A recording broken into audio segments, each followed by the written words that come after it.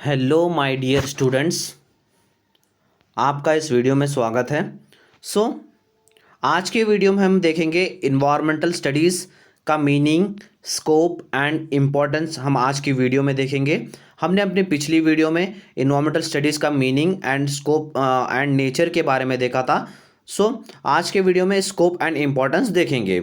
चलिए हम पहले मीनिंग से स्टार्ट करते हैं कि ईवीएस का मीनिंग क्या होता है। ईवीएस इन्वायरमेंटल स्टडीज़ क्या होता है? Environmental studies is a multidisciplinary academic discipline concern with the investigation, research and extension of knowledge about the living and physical environment. Environmental studies क्या है? एक मल्टी डिसिप्लिनरी एकेडमिक डिसिप्लिन है।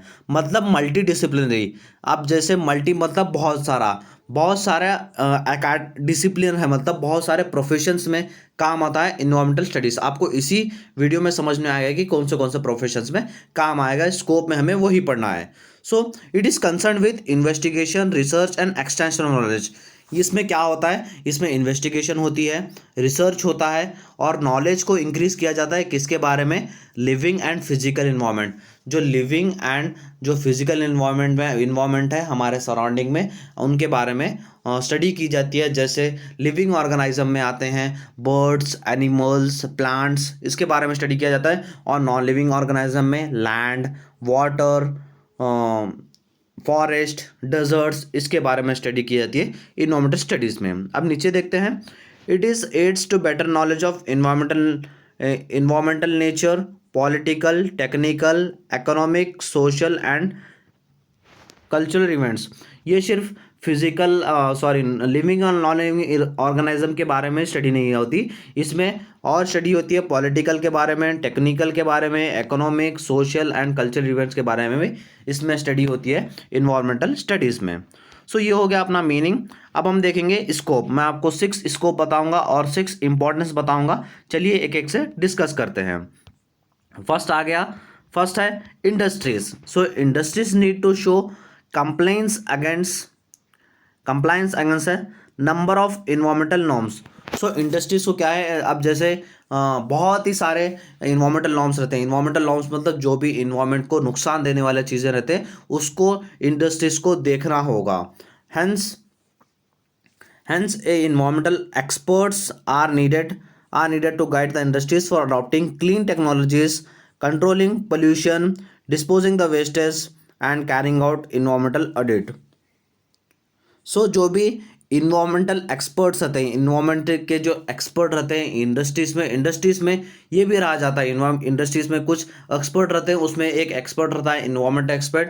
वो कुछ technologies निकालना चाहिए या कुछ आइडियाज़ देना चाहिए जो भी इन्वायरमेंट के प्रॉब्लम्स है, जैसे क्लीन टेक्नोलॉजीज़ का आइडियाज़ देने होंगे। क्यों देने होंगे? अब जैसे पोल्यूशन कंट्रोल करने के लिए, अब जो भी वेस्टेज रहते हैं कंपनी में उसको डिस्पोज करने के लिए कुछ नए नए आइडियाज़ देने होंगे और कुछ नए नए टेक्नोलॉजीज़ का इस्तेमाल करते हुए इन चीज़ों को कंट्रोल करना चाहिए।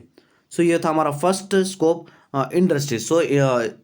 ईवीएस भी इन्वायरमेंटल स्टडीज इंडस्ट्रीज तक भी सीमित है बोल के यहाँ पर कहा गया है। सेकेंड है R&D, research and development. R&D opportunities in the area include studying different types of pollution and their causes and effects। यहाँ पर इन ईवीएस में R&D का, रिसर्च एंड डेवलपमेंट का कई को इस्तेमाल होता है। इसमें इस्तेमाल होता है पॉल्यूशंस के बारे में स्टडी करने का, उसका काउजेस एंड उसके एफर्ट्स के बारे में स्टडी करने के लिए इन्वायरमेंट स्टडीज़ का यहाँ पर इस्तेमाल होता है। It also includes development of clean and efficient technologies for future. इसमें रिसर्च का क्यों इस्तेमाल होता है? अब टेक्नोलॉजीज, नए जो टेक्नोलॉजीज फ्यूचर में इस्तेमाल होंगे, जो क्लीन और एफिशिएंट इन्वायरमेंट रखने के लिए, साफ इन्वायरमेंट रखने के लिए, वो सब भी टेक्नोलॉजीज़ का डेवलपमेंट करने के लिए भी यहाँ पर रिसर्च एंड डेवलपमेंट में ईवीएस का यूज़ होता है। Scientist, researchers and analytics are some of the common career profiles. यहाँ पर रिसर्च एंड डेवलपमेंट में साइंटिस्ट आते हैं, रिसर्चर्स आते हैं, एनालिटिक्स आते हैं। इन सब का भी अच्छे से प्रोफाइल, मतलब common future profile, career profile है इनका रिसर्च एंड डेवलपमेंट में कहा गया है। मतलब ईवीएस का इस्तेमाल रिसर्च एंड डेवलपमेंट में भी किया जाता है। क्यों किया जाता है? टाइप्स ऑफ पोल्यूशन के बारे में स्टडी करने के लिए, उनके काउजेस एंड एफर्ट्स के बारे में स्टडी करने के लिए। अब जैसे कुछ टेक्नोलॉजीज का आविष्कार करने के लिए यहाँ पर भी रिसर्च एंड डेवलपमेंट का ईवीएस का इस्तेमाल किया जाता है बोलकर यहाँ पर कहा गया है। थर्ड है academics. academics so environmental studies is taught at every level of education, that is from school to university level. So a large number of teachers or academicians are required to fulfil this need. So environmental studies आज के ज़माने में क्या हो गया है, environmental studies हर level के एजुकेशन में इन्वायरमेंटल स्टडीज़ दी जा रही है, फ्रॉम स्कूल टू स्कूल से लेके यूनिवर्सिटी लेवल तक। अब जैसे हम देख रहे हैं सेकेंड सम का एनईपी सिलेबस, ऑल यूजी जैसे BCom, BSc, BA, BCA, BBM, सबको ये सब्जेक्ट कंपल्सरी किया गया है। सो स्कूल से लेके आपकी यूनिवर्सिटी लेवल तक ये सब्जेक्ट को पढ़ाया जाता है। सो इसको पढ़ाने के लिए टीचर्स का होना आवश्यक रहता है। सो टीचर्स को यहाँ पर अच्छी तरीके से जॉब मिल रही है बोल के यहाँ पर कहा गया है। सो यहाँ पर टीचिंग में भी एक स्कोप बताया गया है इन्वायरमेंटल स्टडीज़ का। सो यह का थर्ड स्कोप। फोर्थ है ग्रीन मार्केटिंग। ग्रीन मार्केटिंग करने के लिए भी इस्तेमाल किया जाता है। अब मार्केटिंग कॉमर्स स्टूडेंट्स को तो मालूम ही होगा, बट साइंस स्टूडेंट को मार्केटिंग के बारे में थोड़ा उतना नॉलेज नहीं होगी। मार्केटिंग क्या कहा जाता है? मार्केटिंग मतलब जो कंज्यूमर को सेड्यूस करता है, स्टिमुलेट करता है गुड्स खरीदने के लिए, उसके मार्केटिंग कहा जाता है। मतलब मार्केटिंग मतलब अब जैसे एडवर्टाइजमेंट्स मार्केटिंग के एग्जांपल्स में आते हैं। एडवर्टाइजमेंट्स, पोस्टर्स, बैनर्स, ये सब क्यों किए जाते हैं? अपना प्रोडक्ट ज़्यादा से ज़्यादा सेल होने के लिए मार्केटिंग की जाती है। ग्रीन मार्केटिंग मतलब इन्वायरमेंटल को हार्म नहीं होना, वैसी मार्केटिंग करने को ग्रीन मार्केटिंग कहते हैं। सो चलिए, एको फ्रेंडली मार्केटिंग को ग्रीन मार्केटिंग कहा जाता है। Skilled manpower is required to promote eco friendly products in the market. So skilled manpower चाहिए अब जैसे एको फ्रेंडली प्रोडक्ट्स को प्रमोट करने के लिए। So environmental quality certification like ISO 14000 are also being incorporated in marketing strategy. This creates additional career opportunities. So एक ISO 14000 बोल के एक ये ग्रीन मार्केटिंग का सिंबल रहता है। अगर वो आपको मिल गया गवर्नमेंट बॉडीज़ की तरफ से, तो आप ये मार्केटिंग में इस्तेमाल करते हैं कि हमारा प्रोडक्ट इन्वायरमेंटल फ्रेंडली है, एको फ्रेंडली है, ये हमें ISO मार्क मिला है। ये मार्क से उन्होंने मार्केटिंग स्ट्रैटेजी करने में मदद होती है मार्केटर्स को। सो ईवीएस यहाँ भी सीमित है बोल के यहाँ पर कहा गया है। So fifth is NGOs. NGOs का मतलब non government organisation. These days most of the environmental programs are being implemented through NGOs with the help of funds from national and international agencies. सो आज के ज़माने में सारे इन्वायरमेंटल जो भी programmes है वो एनजीओस कराते हैं। एनजीओस और उसका फंड्स नेशनल और इंटरनेशनल एजेंसीज के तरफ से एनजीओस को मिलता है। एनजीओस मतलब नॉन गवर्नमेंट ऑर्गेनाइजेशन, इसे गवर्नमेंट नहीं चलाती, इसे कुछ लोग मिलकर, नॉन गवर्नमेंट लोग मिलकर इसे चलाते हैं। अब जैसे कुछ एनजीओस का नाम दिया गया है। अब जैसे Greenpeace, CI, WWF, CSC, CEE, TERE, Tarun Bharat Sangh and Vatavaran are some of the examples of NGOs. ये कुछ एग्जाम्पल्स है एनजीओस के नाम। सो यहाँ पर भी ईवीएस का मदद होता है बोल के कहा गया है। And the sixth is government jobs. So क्या है गवर्नमेंट जॉब्स देखते हैं। A number of conventional jobs are available in the government bodies such as environmental ministry, pollution control boards, national parks, biosphere reserves etcetera. So बहुत ही सारे jobs available रहते हैं environmental के रिलेटेड। जैसे इन्वायरमेंटल मिनिस्ट्री दी जाती है गवर्नमेंट में, और जैसे पोल्यूशन कंट्रोल बोर्ड्स बनाए जाते हैं, नेशनल पार्क्स, बायोस्फीयर रिजर्व्स, इसमें बहुत ही सारों को नौकरी मिलती है बोल कर यहाँ कर कहा जा रहा है। सो ये था हमारा पूरा स्कोप का topic, scope of the environmental studies. अब हम बढ़ेंगे importance of the environmental studies. अगर आप इन्वायरमेंटल स्टडीज़ के बारे में पढ़ रहे हैं, इन्वायरमेंट के बारे में पढ़ रहे हैं, तो आपको क्या क्या मदद होगी हम वो देखते हैं। मैं आपको 6 इंपॉर्टेंस बताऊंगा, इसमें आपको डिटेल लिखने की जरूरत नहीं है, सिर्फ आपको 5-6 पॉइंट्स लिख दिए तो भी आपको फुल मार्क्स मिल जाएंगे। चलिए देखते हैं। So it guide us to know how our develop developmental and day to day activities affect the environment. So जो भी हमारे मॉडर्न तरीके में डेवलपमेंट्स हो रहे हैं और हमारे डे टू डे एक्टिविटीज़ से इन्वायरमेंटल को क्या क्या नुकसान हो रहा है and how we are affected by changes in environmental conditions.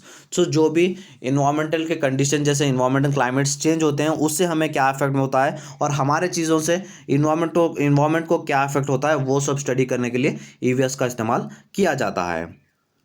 So second है it guides us to create a pollution free environment, that is clean air, water, land and food by adopting different methods of preventing and controlling pollutions।